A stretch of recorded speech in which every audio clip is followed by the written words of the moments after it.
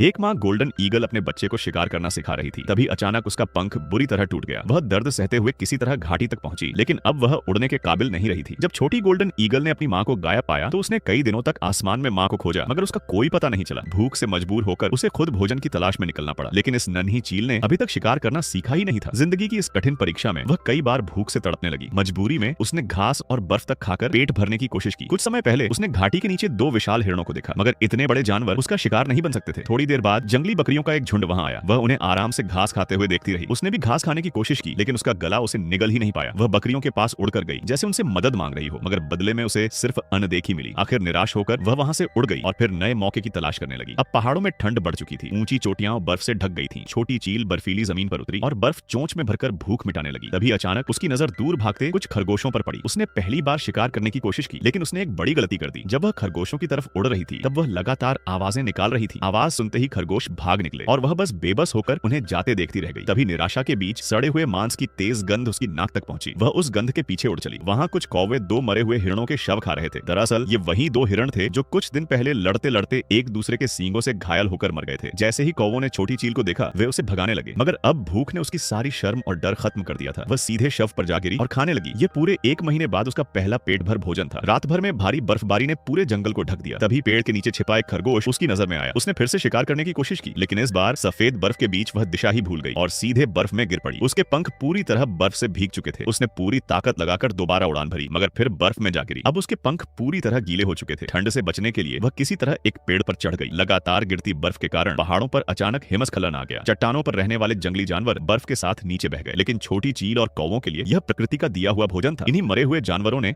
अनुभवहीन छोटी चील को सर्दियों में जिंदा रहने का मौका दिया। कुछ समय बाद छोटी चील ने अचानक अपनी माँ को देखा। अब उसकी माँ फिर से स्वस्थ हो चुकी थी और अपने नए साथी के साथ नया घोंसला बना रही थी। लेकिन गोल्डन ईगल की दुनिया में प्रजनन के समय घोंसले के पास आने वाला हर जीव खतरा माना जाता है, चाहे वह उनका अपना बच्चा ही क्यों न हो। छोटी चील यह बात नहीं जानती थी। वह खुशी खुशी अपनी माँ की तरफ उड़ गई, मगर माँ ने उसे बेरहमी से भगा दिया। यहाँ तक कि उसका नया साथी भी हमला करने लगा। तभी छोटी चील को समझ आया कि अब उसका घर हमेशा के लिए छूट चुका है। समय बीतता गया और धीरे धीरे वसंत आ गया। बर्फ पिघलने लगी। छोटी चील भी अब तक सर्दियों से लड़ना सीख चुकी थी। तभी उसकी नजर नीचे चढ़ते एक मेमने पर पड़ी। उसने तुरंत हमला कर दिया। पिछली असफलताओं और कठिन सर्दियों ने अब उसे मजबूत बना दिया था। उसकी आंखों में अब डर नहीं बल्कि शिकारी का आत्मविश्वास था। उसने बेहद सटीक तरीके से मेमने को पंजों में दबोचा और उसे पहाड़ की तरफ ले गई। अब छोटी गोल्डन ईगल खुद शिकार करना सीख चुकी थी। जिन कठिन पहाड़ों ने कभी उसकी जिंदगी को दर्द से भर दिया था, अब वही उसके मजबूत भविष्य की नींव बन चुके थे। अगर आपको गोल्डन ईगल की यह संघर्ष भरी कहानी पसंद आई हो तो वीडियो को लाइक करें, चैनल को सब्सक्राइब करें और ऐसी ही अद्भुत जंगल की कहानियों के लिए हमारे साथ जुड़े रहें।